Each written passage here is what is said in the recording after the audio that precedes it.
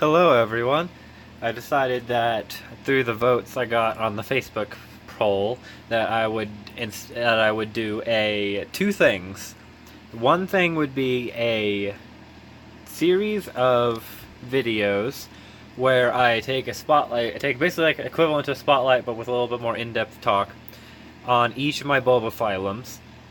And then on the Facebook group, which would be for anyone who's not a part of it already, the Rainbow Orchid Society on Facebook, I am going to do a live stream, probably, why do I say probably, I already made the date, tomorrow at 3:30 p.m. Mountain Time, so that's 5:30 Eastern and 2:30 Pacific, and talk about in-depth my bulbophyllum culture and what I recommend and say to do and like suggest, and see how you guys can take that and see what you guys can do with it. So the first one I want to take a look at, and I'm trying to figure out why the camera's not focusing very well. Let me see. Okay, there we go, I think.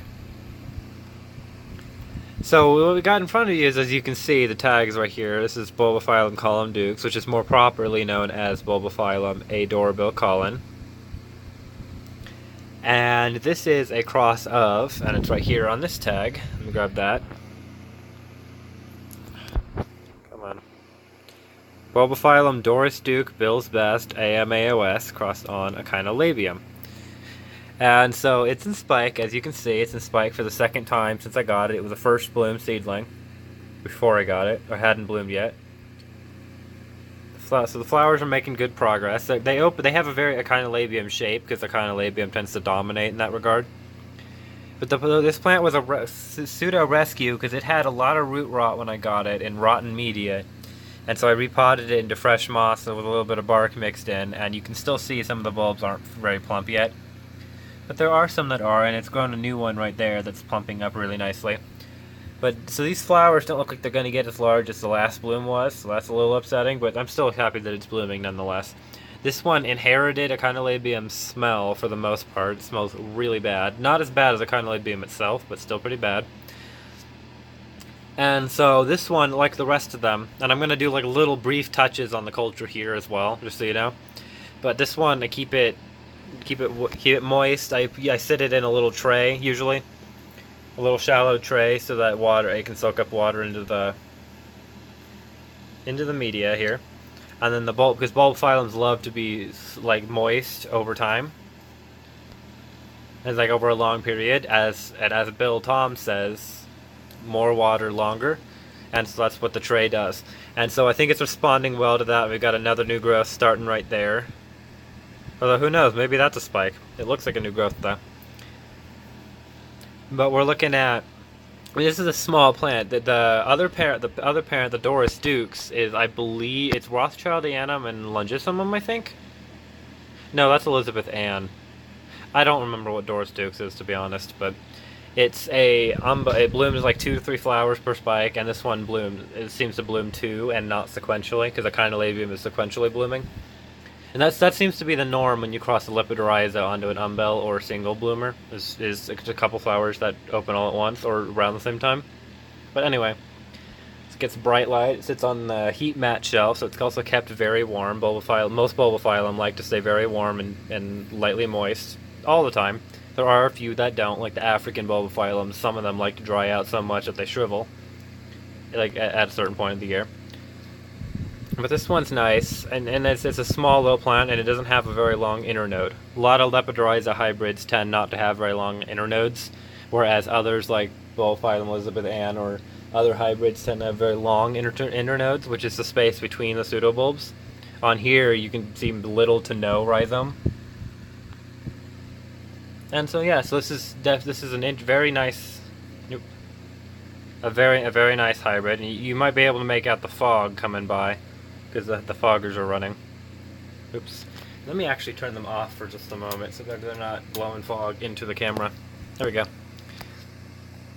But I have lots of drainage in here as well. I poked a few extra holes on each side, and there's a little bit of chunky bark at the bottom to make sure that it's not compacting all the way to the bottom. And I'm in love with this plant. It's even though it smells bad when it's in bloom, I love these. I love Lepidorhiza hybrids and Lepidorhizas themselves for the novelty, not for the smell. I don't grow it just because I like it. I grow it because it's interesting. And this is easily one of my favorites. Now the original maker of the cross, Bill Toms, is going to make a remake of this hybrid with different parents, which will be they'll obviously still be the same two parents, Doris Duke and Echinolabium, but different cultivars. And I have, and you'll see this one at a later spotlight as well, I have a seedling of Bulbophyllum Collin, or Adoribil Collin Pinky, which is a pinky reddish clone or cultivar of this hybrid, crossed back on Echinolabium, but with the strawberry dagger Echinolabium. So I'm just trying to move it out of the way to make sure it's not getting blasted by the heater. And so bright light, damp, lightly moist. You don't want to let it stay too dry for too long, but you also don't want to overwater it and soak it, because the roots will rot very easily and the media will decay. But yeah, that's just a little look at this. This is one of my favorite Bulbophyllums. It's small, compact, and it blooms very nicely. That's the bud, and there's the second bud right here that's starting out. And it's just a lovely little plant. I'm sure it'll get better as it gets bigger and starts to get a little healthier because it's still recovering. But I'm just super excited that it's blooming again, because I was not expecting it. Especially I wasn't even expecting the first bloom, but then I got it. And then this one happened, and so this one's the second blooming. I've got it obviously staked, and I'm trying to train it upright and help it stay upright. I'm going to eventually train it a little bit more upright, probably even I'll move the stake tomorrow. But I don't want to put too much pressure on it and snap the spike, because these spikes are fairly fragile, and you can see how skinny they are. Echinolabium itself has very thick stems, but Doris Dukes does not. So yeah, I'll be sure to also update when the blooms open, hopefully soon, but I also want it to grow a ways, because I don't want this bloom to be undersized, but it may very well be, but that's honestly fine. I'm glad I'm getting it to bloom at all. And of course I'll take video and photos of that and post them, because I cannot not post my Bulbophyllums. So yeah, this is the first video in the Bulbophyllum series. I don't really know if there's a clever name I can give the series, or even if I want to give it a clever name. But if I do, I don't know, I'll think of one, I'll add it to the video title once this goes up. But yeah, thank you everyone for watching, and I hope you enjoyed this video.